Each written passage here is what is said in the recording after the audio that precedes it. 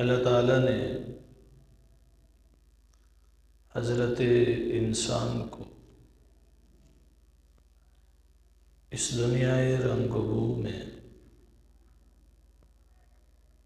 باغرض آزمائش و امتحان بھیجا ہے۔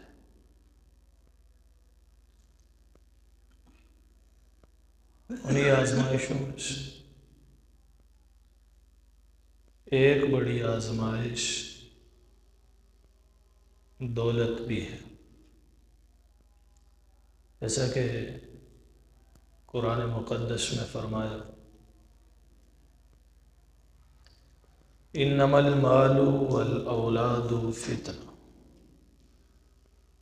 یقیناً مال اور اولاد آزمائش ہے۔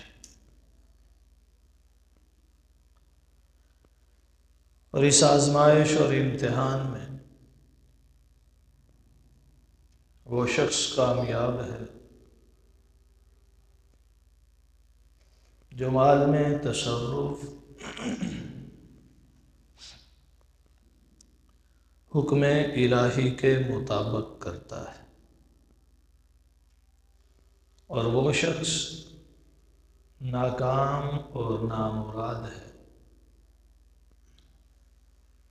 جو مال و دولت میں تصرف حکم الہی کے خلاف کرتا ہے۔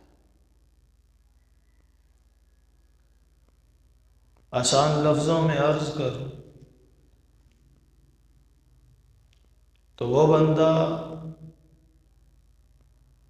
جو اللہ تعالیٰ کا شکر گزار بنتا ہے وہ کامیاب ہے، اور وہ بندہ جو اللہ تعالیٰ کا شکر گزار نہیں بنتا وہ ناکام ہے۔ شکر گزاری کیا ہے؟ اللہ کے دیے ہوئے مال کو اللہ کے بتائے ہوئے طریقے کے مطابق خرچ کرنا، یہ شکر گزاری ہے۔ اللہ کی نعمتوں کا اظہار کرنا، یہ شکر گزاری ہے۔ اللہ کی نعمتوں کو اس طریقے پر خرچ کرنا جس طریقے کا حکم دیا گیا ہے، یہ شکر گزاری ہے۔ اور ناشکری کیا ہے؟ کہ اللہ کے دیے ہوئے مال کو خرچ نہ کرنا، ناشکری، یا پھر خرچ کرے لیکن اللہ کے بتائے ہوئے طریقوں سے تعلیمات سے ہٹ کر کرے، یہ ناشکری۔ اللہ کی نعمتوں کا اظہار نہ کرے، یہ ناشکری ہے۔ شکر گزاری اللہ کی نعمتوں کا اظہار ہے۔ جس بندے کو اللہ تعالیٰ نے نعمتوں سے نواز رکھا ہو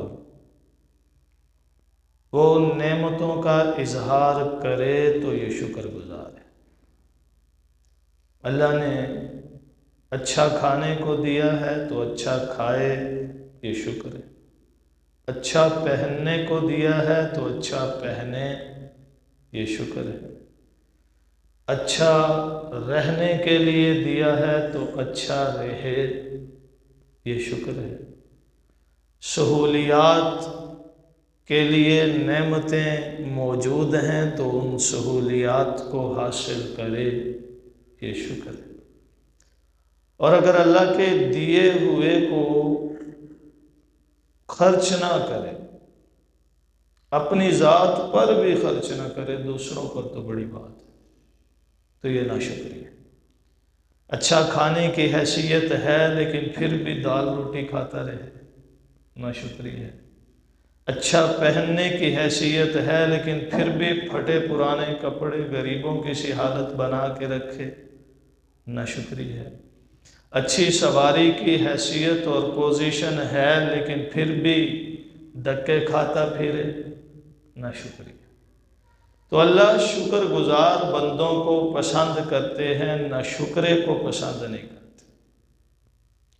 شکر گزار بندے اللہ کے یہاں محبوب ہیں، ناشکرے محبوب نہیں ہیں۔ اور شکر گزاری یہ بھی ہے کہ اللہ کے دیے ہوئے کو اس کے طریقے پر خرچ کرنا، اس کی تعلیمات کے مطابق خرچ کرنا، ایک حد تک جہاں اپنی ضروریات کی تکمیل ہے یہ شرعی حکم ہے، اور ضروریات سے تجاوز کرنا یہ اسراف ہے، ناشکری ہے۔ اللہ کا دیا ہوا موجود ہے لیکن اللہ کے بندوں کو نہیں دیتا تو یہ ناشکری ہے۔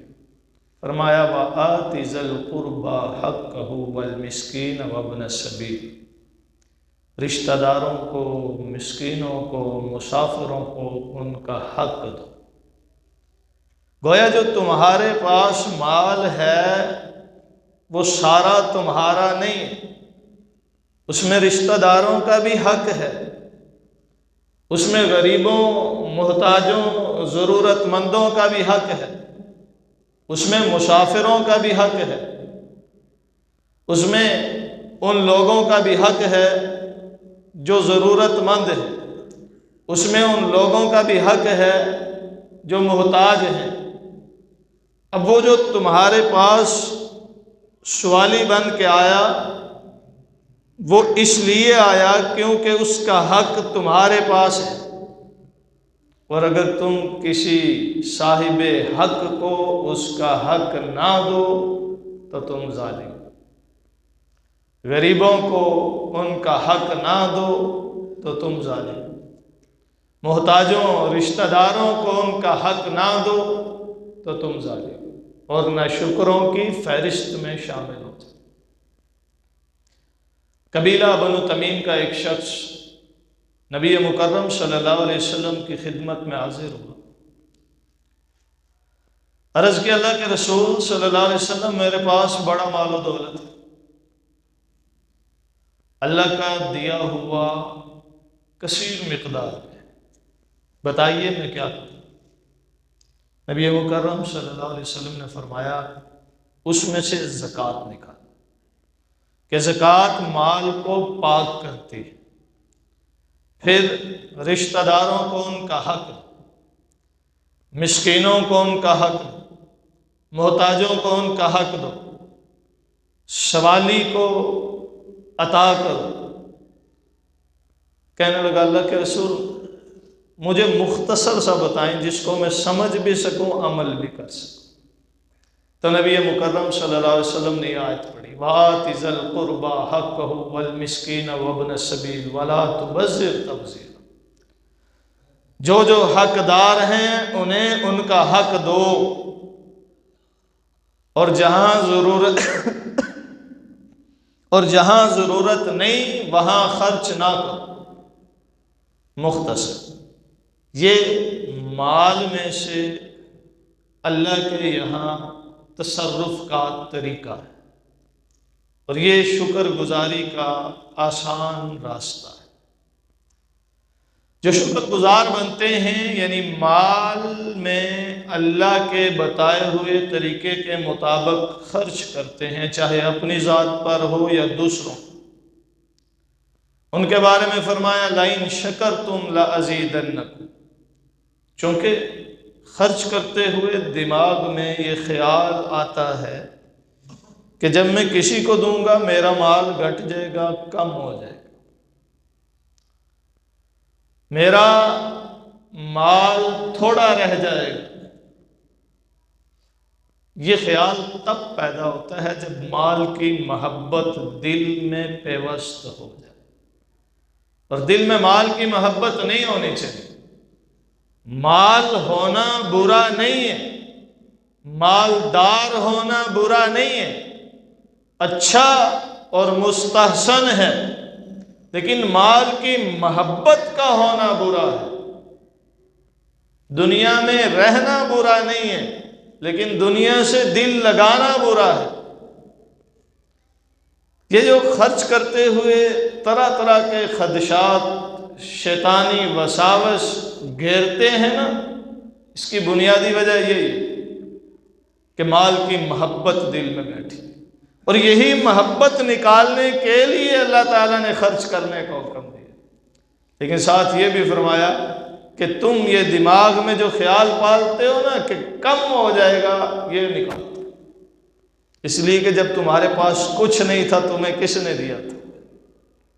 کس نے دیا تھا؟ اس اللہ نے دیا تھا نا، اسی خالق نے دیا تھا نا، وہ جو جب تمہارے پاس کچھ نہیں تھا تب دینے پر قادر ہے، تو دے کر پھر اللہ تعالیٰ اگر اس میں سے بظاہر کم کرواتا ہے تو وہ ایک آزمائش ہے، اور وہ کم حقیقت میں ہونے نہیں دیتا۔ لَإِن شَكَرْتُمْ لَأَزِيدَنَّكُمْ، فرمایا تم شکر گزار بنو، تمہارا مال بڑھا دیا جائے گا، تم شکر گزار بنو، تم پر نعمتیں بڑھا دی جائیں گی، تم شکر گزار بنو، تم پر انعامات بڑھا دیے جائیں گے۔ بظاہر جو کم ہوتا دکھائی دیتا ہے وہ کم رہے گا نہیں۔ لَإِن شَكَرْتُمْ لَأَزِيدَنَّكُمْ، اور جہاں مال کی محبت ہوتی ہے نا، وہاں یہ خرچ کرنے کا حوصلہ پڑتا نہیں۔ بخاری شریف کی ایک روایت ہے، حضرت ابو ہریرہ رضی اللہ تعالیٰ عنہ راوی ہیں کہ نبی مکرم صلی اللہ علیہ وسلم نے فرمایا، اللہ تعالیٰ نے بنی اسرائیل کے 3 آدمیوں کا امتحان لینے کے لیے ایک فرشتے کو بھیجا۔ ان 3 آدمیوں میں سے ایک وہ تھا جس کے سر کے بال بیماری کی وجہ سے جڑ گئے تھے، گنجا ہو گیا۔ ایک وہ تھا جس کو کوڑی کا مرض لاحق تھا، جس کے قریب جانے سے بھی لوگ گن محسوس کرتے تھے، اور ایک نابینا تھا، اندھا تھا۔ اب تینوں کی آزمائش اور امتحان اللہ کے یہاں مقصود ہوا، فرشتے کو بھیجا، جاؤ۔ فرشتہ اس آدمی کے پاس آیا جسے کوڑی کی بیماری تھی، اسے پوچھنے لگا، تمہیں کوئی پریشانی تو نہیں؟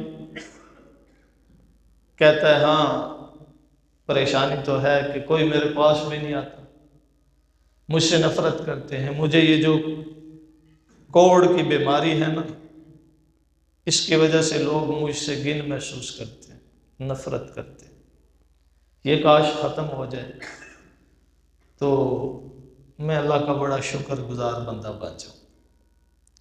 فرشتے نے اس کے جسم پر ہاتھ پھیرا، مٹھی کو، پھر فرشتہ اس سے پوچھتا ہے جو انسانی صورت میں اس کے سامنے، تمہیں کچھ چاہیے تو بتاؤ۔ کہنے لگا کاش میرے پاس اونٹنیاں ہوں، اس دور کی جو مال و دولت تھی، جو حیثیت تھی، یہی چیزیں تھیں۔ اس نے اپنے حساب سے مانگا، فرشتے نے اس کو 10 حاملہ اونٹنیاں دے دی، چلا گیا۔ دوسرے آدمی کے پاس گیا جو گنجا تھا، جس کے سر کے بال جڑ چکے تھے، اسے پوچھنے لگا تمہیں کوئی پریشانی تو نہیں؟ کہنے لگا ہاں ہے نا، یہ جو بال جڑنے کی بیماری ہے اس نے مجھے بڑا پریشان کر رکھا ہے، اور میرے سر پر ایک بال بھی نہیں رہا، کاش یہ بال آ جائیں اور میں دوبارہ حسین خوبصورت بن جاؤں۔ فرشتے نے اس کے سر پہ ہاتھ پھیرا، بال بڑے خوبصورت اور پرکشش۔ پھر پوچھا تمہیں کچھ چاہیے؟ کہنے لگا کاش میرے پاس گائے ہوتی تو میں اللہ کا بڑا شکر گزار بن جاتا۔ فرشتے نے اسے ایک حاملہ گائے دے دی جو بچہ جننے کے قریب ہے۔ تیسرے آدمی کے پاس گیا جو بینائی سے محروم تھا، اس سے پوچھا تمہیں کوئی پریشانی تو نہیں؟ وہ کہتا ہے ہاں پریشانی ہے کہ مجھے دکھائی کچھ نہیں دیتا، کاش میں دیکھ سکتا تو میں اللہ کا بڑا شکر گزار بندہ ہوتا۔ فرشتے نے اس کی آنکھوں پہ ہاتھ پھیرا، اس کی بینائی لوٹ آئی، پوچھا کچھ چاہیے؟ کہنے لگا کاش میرے پاس بکریاں ہوں تو میں ان بکریوں سے فائدہ اٹھاؤں اور اللہ کا مزید شکر گزار بندہ بن جاؤں۔ فرشتے نے اسے بکریاں دے۔ اب کچھ عرصہ گزرا تو یہ تینوں جو بیماریوں میں مبتلا تھے ان کو شفا دی گئی اور جانور دیے گئے ان کے مطالبے اور تقاضے خواہش کے مطابق۔ کچھ عرصے بعد یہ سارے مالدار، حدیث میں آتا ہے کہ وہ اونٹوں والے کے پاس اتنے اونٹ ہو گئے کہ ایک پوری وادی اس کے جانوروں سے بھر گئی۔ گائے والے کے پاس اتنی گائیاں ہو گئی کہ پوری وادی اس کی گائیوں سے بھر گئی۔ بکری والے کے پاس اتنی بکریاں ہو گئیں کہ پوری ایک وادی اس کی بکریوں سے بھر گئی۔ اب اللہ تعالیٰ نے دوبارہ اس فرشتے کو بھیجا۔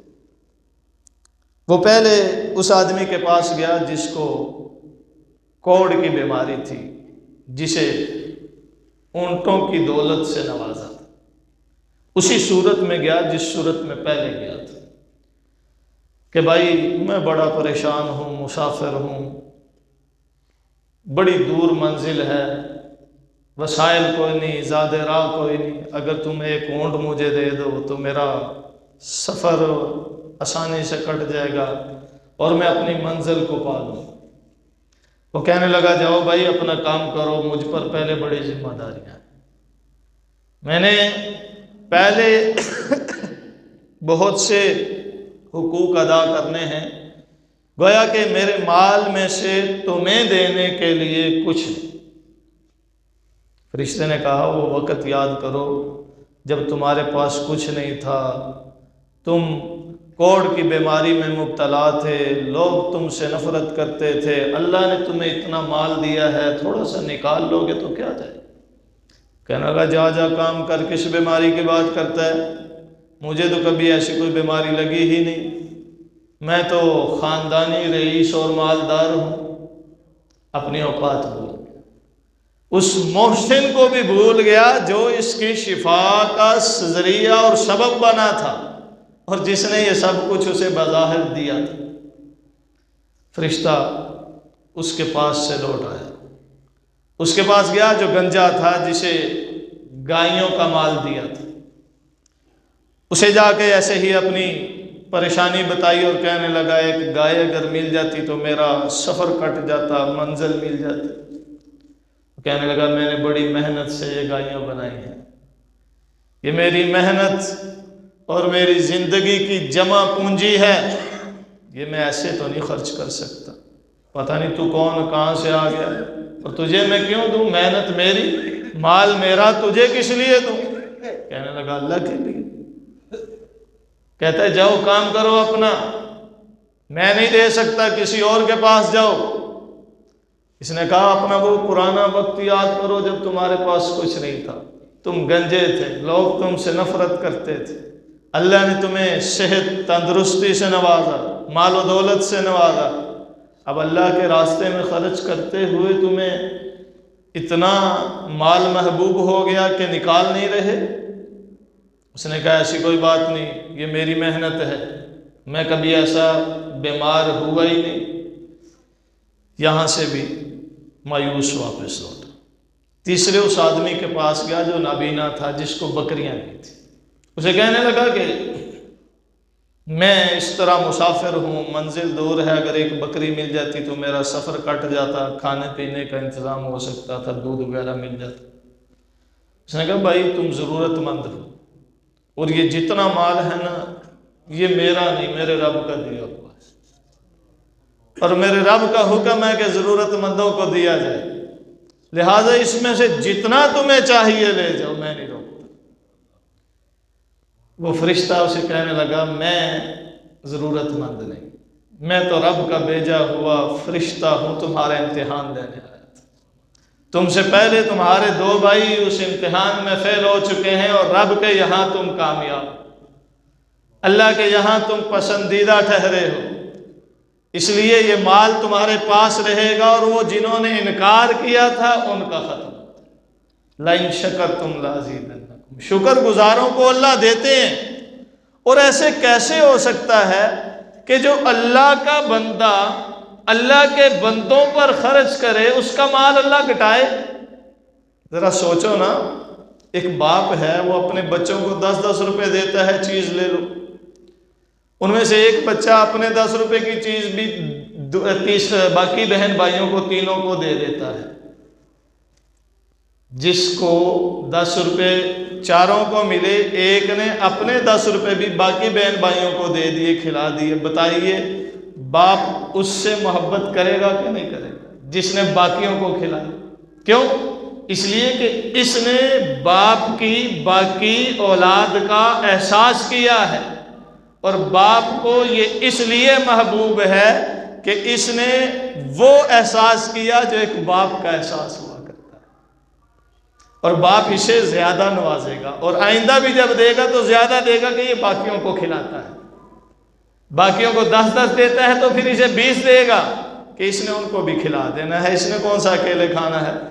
تو وہ رب تو باپ سے کئی گنا محبت کرتا ہے اپنے بندوں سے، تو جو اس کا بندہ اس کے بندوں کو کھلائے گا اسے کیا رب نہیں دے گا؟ کیا اس کا مال کم کر دے گا؟ کیا اس کا گھٹا دے گا؟ نہیں، دینے والوں کا گھٹتا نہیں ہے، اور دینا ہی حقیقی شکر گزاری ہے۔ میں نے شروع میں عرض کیا کہ اللہ کی نعمتوں کا اظہار شکر گزاری ہے، اللہ کی نعمتوں کو اس کے بتائے ہوئے طریقے کے مطابق خرچ کرنا شکر گزاری ہے، ضروریات کے دائرے میں خرچ کرنا شکر گزاری ہے۔ اشفاق احمد ہمارے ایک پاکستان کے بڑے نامور ادیب گزرے ہیں، ادیب بھی اور سرکاری افسر بھی رہے۔ ان کی معروف زمانہ کتاب ہے شہاب نامہ، جو ان کی زندگی پر مشتمل ہے، آپ بیتی ہے۔ ان کی کتاب ہے زاویہ، جو ان کے دروس کا مجموعہ ہے۔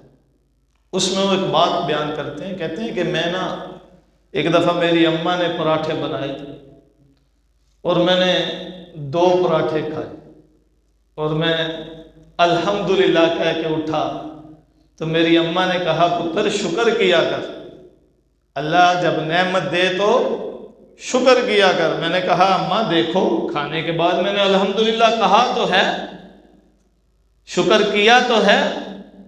اماں کہنے لگی یہ نہیں، حقیقی شکر کیا کر۔ میں نے کہا اماں حقیقی شکر کیا ہے؟ تو میری اماں کہتی بیٹا حقیقی شکر یہ ہے کہ ایک خود کھاؤ، ایک دوسرے کو کھلاؤ۔ تو نے تو دونوں خود کھا لیے، یہ کیسی شکر گزاری ہے؟ شکر گزاری تو یہ تھی کہ تو اللہ کی دی ہوئی نعمت کو بانٹتا، دوسروں کو دیتا، تب مانا جاتا واقعی تو حقیقی شکر گزار ہے۔ الحمدللہ کہہ کے تو سارے شکر گزار بن سکتے ہیں۔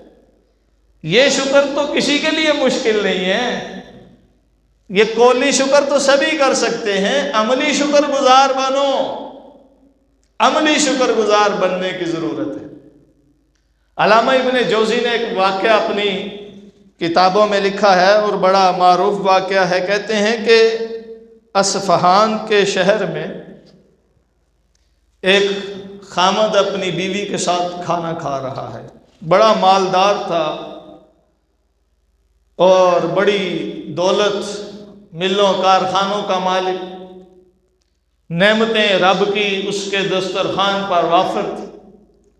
کھانا کھاتے ہوئے اچانک دروازے پہ دستک ہوئی، ایک سوالی، ایک فقیر آیا، کہنے لگا کھانے کو کچھ دے دو، بڑے دنوں سے بھوکا ہوں۔ اس آدمی نے کہا اپنی بیوی سے کہ یہ دسترخوان پر جتنی بھی نعمتیں ہیں ساری اٹھاؤ اور اس سوالی کو دے آؤ، ساری اٹھاؤ اور اس سوالی کو دے آؤ جو دروازے پہ آیا ہے۔ بیوی نے ساری کھانے پینے کی چیزیں اٹھائیں، دروازے پہ گئی تو روتے ہوئے دھاڑتے ہوئے واپس آئی۔ خامد پوچھتا ہے کیوں رو رہی ہو، کیا ہوا ہے؟ کیا ہوا ہے؟ کہنے لگی آج جس والی کو میں یہ کھانے پینے کی چیزیں دے کر آئی ہوں وہ سوالی چند سال پہلے میرا خامد تھا، اور یہ شہر کا امیر ترین آدمی تھا۔ مجھے آج وہ وقت یاد آ گیا جب ہم دونوں بیٹھ کر کھا رہے تھے تو دروازے پہ دستک ہوئی، ایک بھکاری آیا تھا، کھانے کا سوال کیا تھا۔ تب میرے اس خامد نے اسے مار پیٹ کر بھگا دیا کہ آرام سے کھانا بھی نہیں کھانے دیتے۔ اور پھر چند دن گزرے کہ اس کی حالت بدلنا شروع ہوئی، تنزلی کا شکار ہوا، نوبت یہاں تک آ پہنچی کہ بھوک کے لالے پڑے مجھے بھی طلاق دے دی اور میں تمہارے نکاح میں آئی۔ وہ اس کا موجودہ خامد کہنے لگا جانتی ہو وہ سوالی کون تھا جسے مار پڑی تھی؟ وہ میں تھا، وہ میں تھا، میں نے ہی سوال کیا تھا اور مجھے ہی مار پڑی تھی۔ میں صبر کا دامن تھامے ہوئے بارگاہ الہی میں ملتجی ہوا تو رب کیسے کایا پلٹتا ہے، دروازے پہ کھڑے بھکاری کو تخت پہ بٹھا سکتا ہے اور تخت پہ بیٹھے ہوئے کو اٹھا کے دروازے پہ لا سکتا ہے۔ اللہ کے یہاں یہ پلٹنا بدلنا مشکل نہیں۔ تو جس دولت پر، جس دنیا پر اکڑتے ہیں، غرور کرتے ہیں، جس کی محبت دلوں میں بٹھائے ہوئے ہیں، یہ یہاں نہیں رہنی۔ کس کے لیے جمع کرنا؟ کون ہے جو اس دولت سے فائدہ اٹھانے والا ہے؟ آل اولاد، کیا ملے گا اس سے تمہیں؟ ہاں، اس رب کو راضی کرو جس رب کے راضی ہونے سے سب کچھ ملنے والا ہے۔ تو عزیزان من، شکر گزاری بڑی نعمت ہے۔ شکر گزاری مل جانا گویا کہ دنیا میں آنے کا ایک مقصد پورا ہو جاتا ہے۔ آزمائش ہے نا، اور آزمائش میں ایک بڑی آزمائش دولت ہے، اور دولت کی آزمائش میں کامیابی کیا ہے؟ شکر گزاری۔ ایک اللہ کی نعمتیں اپنے اوپر ظاہر کریں، کھانے پینے کی حیثیت ہے تو بھوکے نہ رہیں، اچھا پہننے کی حیثیت ہے تو بھکاری نہ بنے، پھٹے پرانے کپڑے نہ پہنے، اچھا رہنے کی حیثیت ہے تو جھگیوں میں نہ رہیں، اچھی سواری کی حیثیت ہے تو پھر دھکے نہ کھائیں، اللہ کی نعمتوں کا اظہار کریں۔ دوسرے نمبر پر ان نعمتوں میں جو ضروریات ہیں ان ضروریات کے دائرے میں رہتے ہوئے اظہار کریں، ان سے تجاوز نہ کریں۔ تجاوز کرنا اسراف یعنی ناشکری ہے۔ تیسرے نمبر پر اللہ کے دیے ہوئے کو اللہ کے بتائے ہوئے طریقے کے مطابق خرچ کرنا۔ یہ جو کنجریوں پہ لٹا رہے ہوتے ہیں، جی میں خرچ کر رہا ہوں، اس خرچ کی اجازت نہیں۔ جو بیہودہ کاموں میں اڑا رہے ہوتے ہیں، اس خرچ کی اجازت نہیں ہے۔ کیا ہے خرچ کرنا؟ آتِ ذی القربى حقہ والمسکین وابن السبیل، رشتہ داروں کو دیں، غریبوں کو دیں، محتاجوں کو دیں، ہمسایوں کو دیں، مساجد میں دیں، مدارس میں دیں، بچوں کی تعلیم پر خرچ کریں، جو بچیاں گھروں میں بیٹھی ہیں ان کی شادیوں پر خرچ کریں، جو ضرورت مند ہیں ان کی ضرورتوں پر خرچ کریں، جو بیمار ہیں ان کے علاج پر خرچ کریں۔ ایسے کام میں خرچ کریں جہاں خرچ کرنے سے وہ رب راضی ہوتا ہو۔ تو جب اس کے بتائے ہوئے طریقوں کے مطابق مال خرچ کریں گے تو شکر گزار بنیں گے۔ اور اگر کوئی خرچ کہیں بھی نہیں کرتا، نہ اپنی ذات پر، نہ رشتہ داروں پر، نہ جائز جگہوں پر، نہ ناجائز جگہوں پر، گویا کہ وہ مال کو جمع کرتا جا رہا ہے، جمع کرتا جا رہا ہے، کنجوس ہے، بخیل ہے۔ اور بخیل آدمی کے لیے حضور علیہ السلام نے فرمایا تم سے پہلی امتیں بخل کی وجہ سے ہلاک ہوئی ہیں، بخل سے بچنا۔ اور فرمایا بخیل آدمی جنت میں نہیں جائے گا۔ شیخ سعدی کریمہ سعدی میں لکھتے ہیں کہ بخیل اگر چرخ گردد بکام بخیل مبرنا میں مالو منال بخیل، اگر بخیل کے حکم پر آسمان بھی گردش کرنے لگے تب بھی اس سے مال کی توقع نہیں کی جاتی۔ بخیلر بود زاہد بحر و بر بہشتی نباشد بحکم خبر. یہ قرائے ارضی کا سب سے بڑا عبادت گزار اور پرہیزگار بھی بن جائے، بہشتی نباشد بحکم خبر، حدیث کی روح سے یہ جنت میں نہیں جائے. تو بخیل عبادت گزار ہو، پرہیزگار ہو، متقی ہو، نیک ہو، اپنے بخل کی وجہ سے جہنم میں جائے.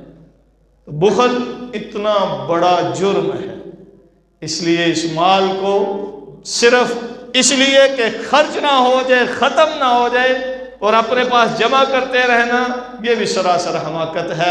اللہ تعالیٰ سمجھنے عمل کرنے کی توفیق بخشے، حقیقی شکر گزار بندوں میں شمار فرمائے. وما علینا الا البلاغ.